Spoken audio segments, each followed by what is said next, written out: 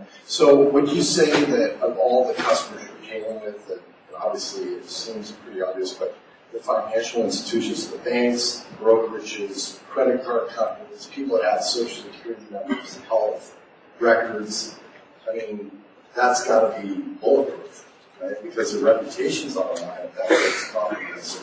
So you have value attached to transactions. In a financial world, it's monetary value. If I do wire transfer that money that I'm wiring through kind of in an online world.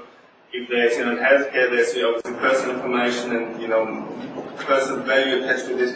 Credit card obviously has a value as well because, first of all, it's connected to my bank account.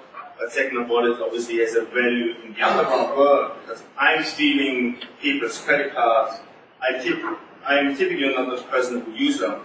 I would actually resell those, to other people who then use it. So obviously it kind of depends, what value is attached to this. And this has been shifting over the last couple of years. Email address, used to be kind of, not really valuable information. And an email address on its own is not really valuable information. But if you can tie those in with, other credentials, then it can be very valuable because we know a lot of people actually use the same username and password for any of the cloud services. And quite often the username is actually the email address. So if you combine those, it's a very, very valuable. So Matthias, what would you like people to know that they don't know or they should know about, consumer cloud activity? We all use it without thinking. I mean, just words of wisdom. I think that the main reason there is, of course, that's exactly to say, we use it without thinking, means that we are changing the way we look at these kind of things. The more we use this kind of cloud-based services in different ways, we're also demanding this extremely fast accessibility. We don't want to get messed up with security issues of that, because you don't want to think of it like that. You want to have it seamless, everything on the go, like you're on the go, you can do stuff like that. And of course, that's wonderful, but as I said before, it's also creating a lot of problems for the ones where it really does matter to have the security. So if everybody's looking at it, you can always instantly get access to everything within a couple of seconds. And then the other institutions say, well, you might want to have 3-4 different ways of entering to us. It will take you 3 minutes before you can access your bank. This is creating a lot of bad will for them.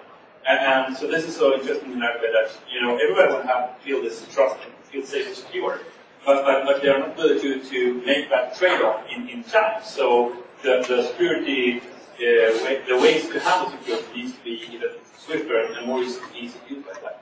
Great. So what we're going to do is just take a couple minutes and go out to the crowd and please ask your best cloud questions to the cloud experts. Does anybody have any questions in the audience? My colleagues have a microphone.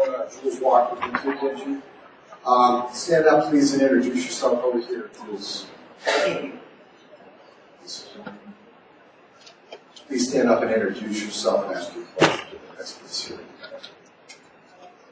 Thank you. Good morning. Paul Wingate. My question is rather general for myself and a few people I've admitted.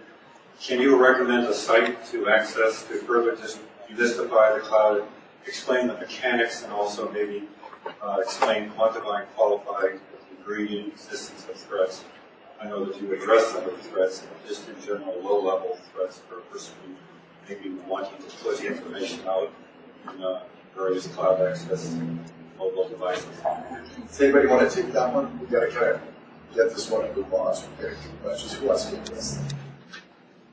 So the question was whether there's any kind of site you can recommend where it describes kind of the threats out there.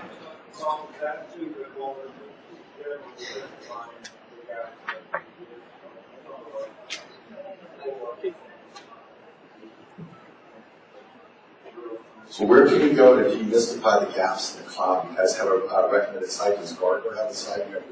So there's typically kind of and I'm fairly new to the US. I'm not quite sure kind of whether there's any government-related sites, but kind of in Australia and also kind of in Europe, there's typically I know there's initiatives like Stay Smart Online, for example, where typically government or cybercrime centers actually provide this kind of information.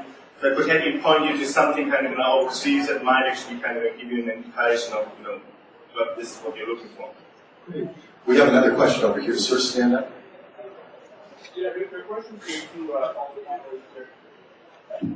Yesterday, somebody talked about it, but didn't like the word hybrid cloud, right? And so I'd like to have from the panel their perspective on what the users are looking at in terms of this transition, to the cloud.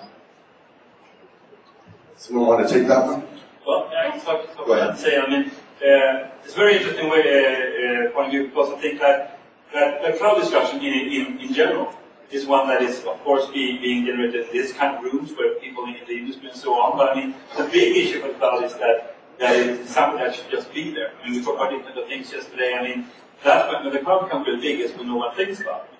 I had a couple of discussions with this, like last week, someone said, well, can you tell me a couple of really big cloud solutions out there? So, because I heard so much about it. And once you start to say you have your own, like Spotify yesterday was nominated here, typical cloud, Facebook, typical cloud, but people don't think about them as cloud solutions. They just think about them as, that's the Facebook. So, I mean, in that way, I think we are moving into the next generation where you don't think of it like that. It's like, it's not about cloud, it's about to have accessibility to all this stuff at any time. And being accessible from your own device, but from someone else's device also. Which of course causes a lot of new stresses on but we have the boundaries then, obviously, kind of, so let's say I'm happy to use a privately kind of cloud me and share my files, and I'm working with someone, in my company and saying kind of, hey, here's the link to this, corporate file, which is kind of on my personal, cloud, whatever device, and I share now corporate information. So do I, as an enterprise, want to have this situation occur? Do I want to have my corporate files in there? Do I need to have something to manage this? Do I now need to have a separate cloud for corporate? This is now kind of this hybrid cloud. So this is all issues kind of people deal with, and I think we are, in terms of security paradigm, very early into this fight. So we actually can react to different things, and we haven't really fully figured out kind of know how we deal with all of these kinds of things. Well, we're out of time, but I'd like to thank all of the panelists. Thank you very much, and please answer your cloud questions online, and we'll take them.